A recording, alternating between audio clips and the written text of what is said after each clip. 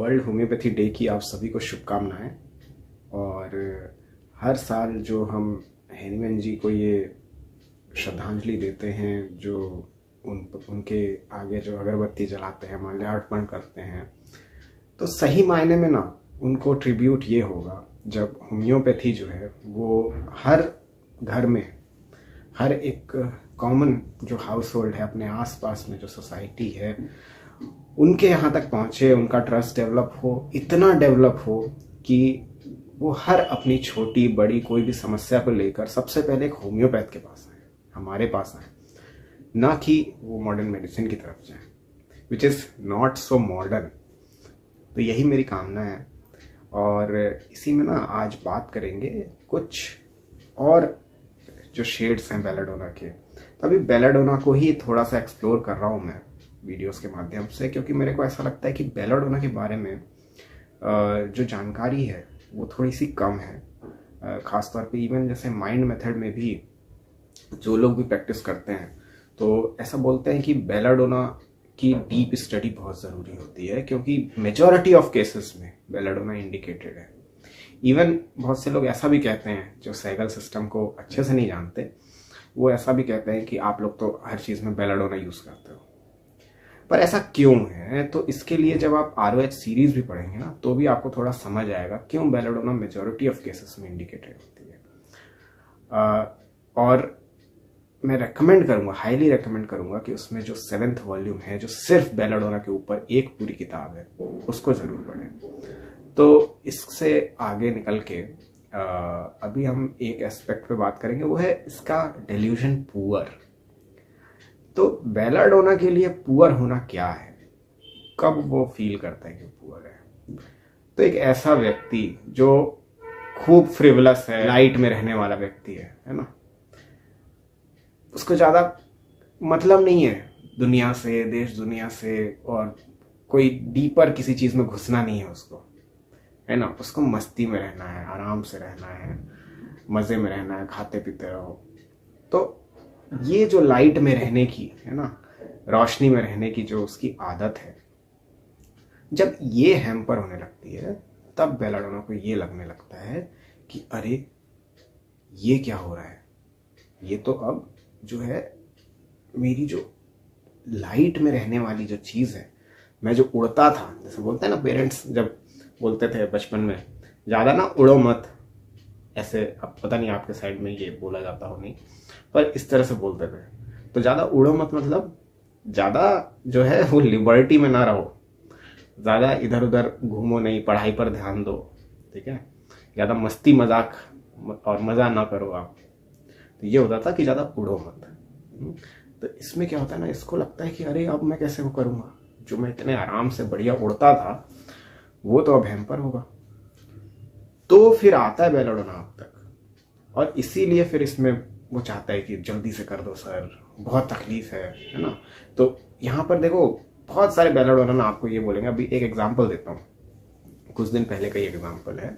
तो ये बच्चा पुराना पेशेंट है मेरा, मतलब जब इसको कोई दिक्कत होती है तब आता है। तो इसको बहुत सीवियर जो है वो कंजेशन होता था लंग्स में, और मतलब पूरा साइनस वाइनस, ये पूरा एडेनॉइड्स उसके बढ़ जाते थे।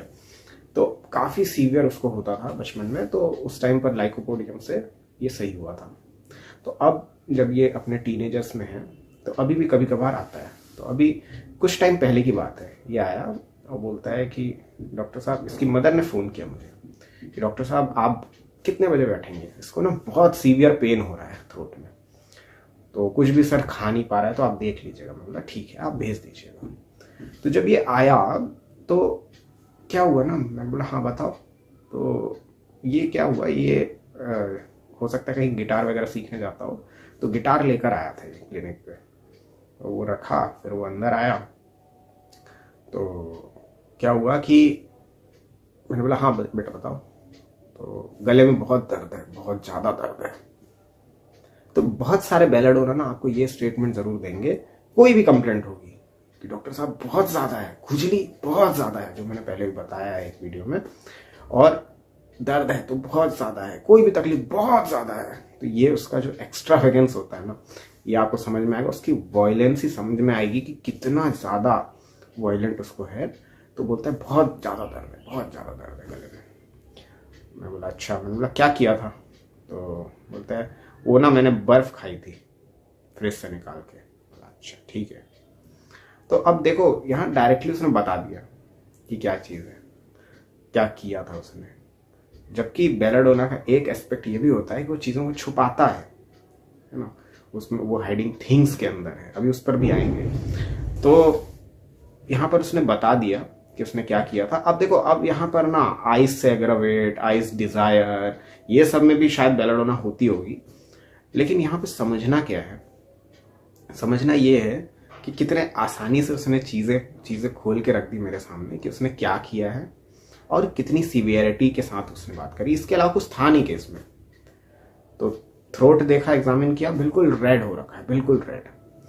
तो कुछ नहीं है, सिंपल बेलाडोना 200। मैंने बोला शाम को बता दो आप।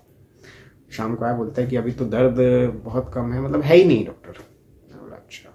मैंने बोला और ठंडा वंडा तो नहीं खा रहे हो? नहीं अभी तो नहीं खाया है, कल खा लूँ क्या? मैंने बोला नहीं अभी नहीं खाना है, अभी कम से कम 1-2 दिन नहीं खाना है। तो ये देखो, ये मतलब बड़ा बच्चा है, ये इतना छोटा भी नहीं है, टीनेज में है, लेकिन थोड़ी इतनी समझ सबको होती है कि जैसे ठंडा नहीं है, आपको गला खराब है तो ठंडा नहीं खाना है। लेकिन अब ये गला ठीक होते ही फिर से उसमें उसी जो स्वच्छंद रूप से जो खुले तौर पर वो जो उड़ रहा था, वो फिर से वही करना चाहता है, फिर से वो बर्फ खाना चाहता है। ये देखो कितना नाइव है। तो ये सारे जो एस्पेक्ट है ना, ये कंबाइंड आपको समझना होगा। बहुत इजीली आप बेलाडोना को ना पहचान सकते हो। अब देखो ये ना आपको लेकेसिस के बहुत नज़दीक लग रहा होगा, सुनने में लगता है ये लेकेसिस के बहुत नज़दीक लगता है, स्पॉन्जिया के भी बहुत नज़दीक लगता है, पर ज़्यादा ये लेकेसिस से क्लोज आप इसको महसूस करोगे।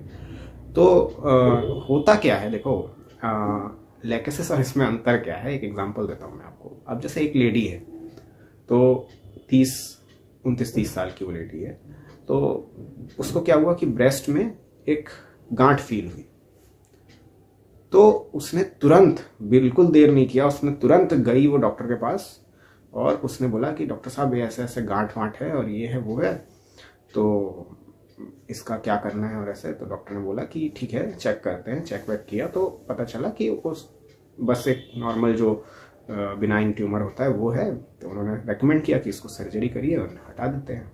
तो उन्होंने बोला कि हाँ ठीक है डॉक्टर, कर दीजिए आप सर्जरी वगैरह।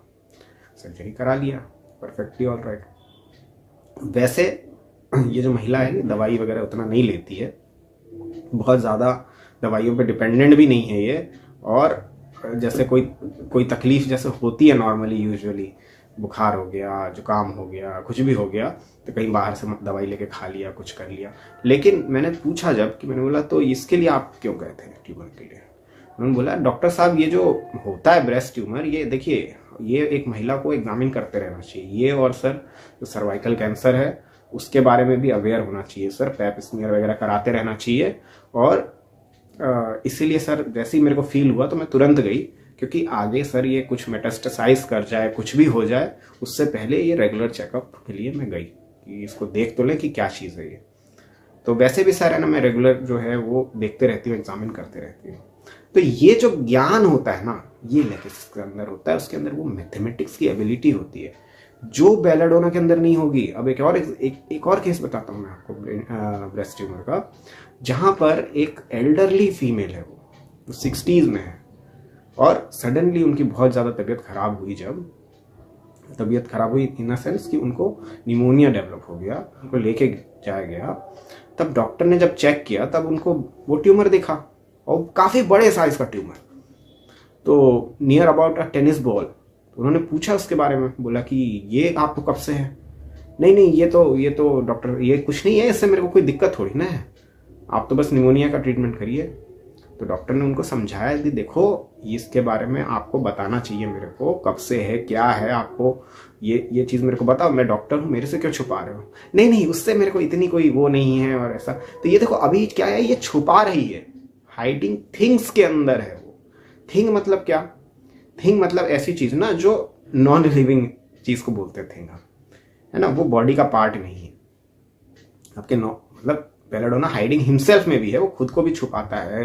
कहीं मान लो उसको अगर पसंद नहीं है कहीं जाना, या जैसे कहीं वो जाता है वहाँ पे लोग उससे पूछने लगते हैं चीज़ें, है ना, इसलिए वो एवर्जन विजिट के अंदर भी है।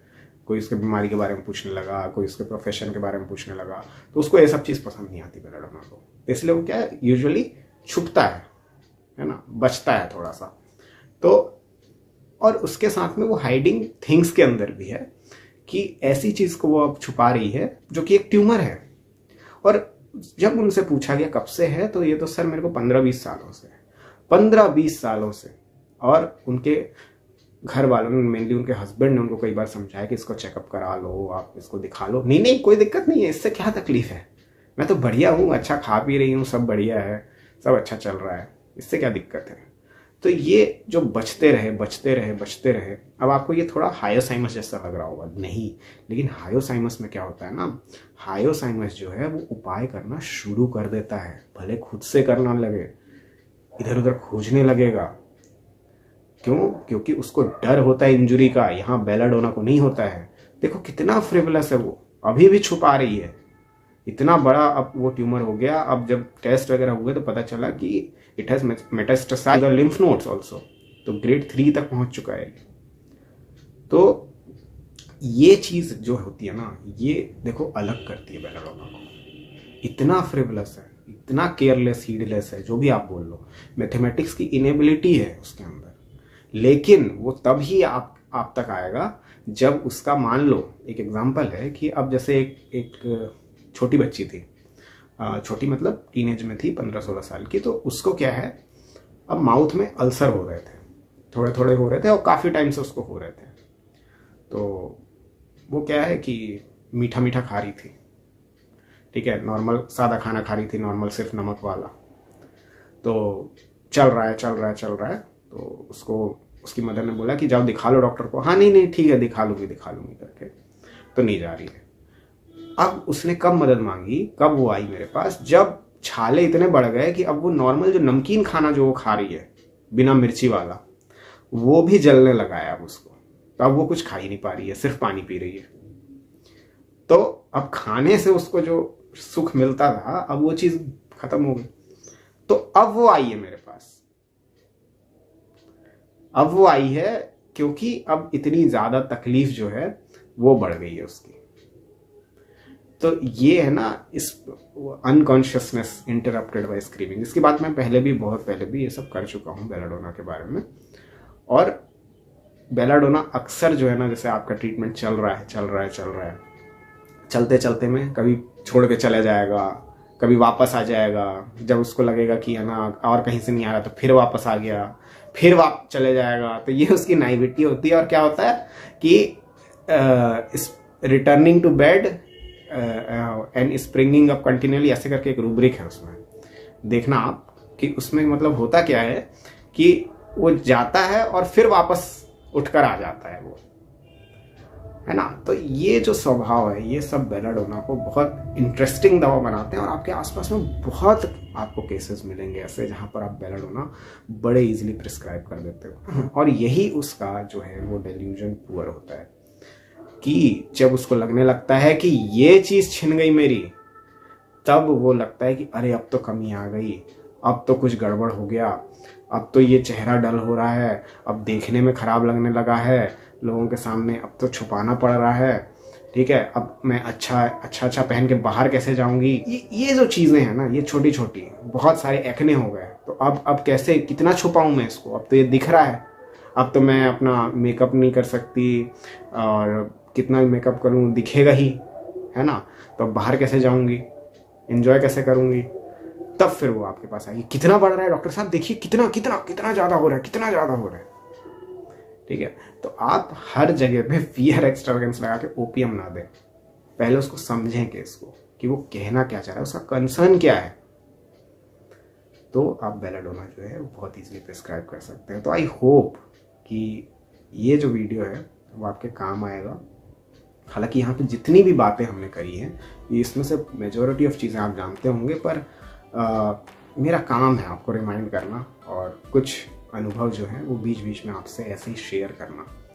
तो आई होप कि क्लिनिक पर लगाएं आप इसको, और हेनीमैन जी को इसलिए याद करें कि उन्होंने एक ऐसी पैथी हमको दी है जिससे कि हम ऐसे केसेस जो किसी और पैथी में नहीं ठीक होते हैं, हो ही नहीं सकते, तो उनको हम बड़ी इजीली कुछ डोजेस सोचिए बेलाडोना को देके ठीक कर सकते हैं। तो thanks to doctor Hahnemann sir and thanks to doctor Sehgal ji. तो आई होप कि वीडियो पसंद आया होगा। आप शेयर करिए इसको, और पसंद आता है तो लाइक करें। चैनल पे नए हैं तो प्लीज़ सब्सक्राइब करिएगा। Till next time, thanks a lot and good bye.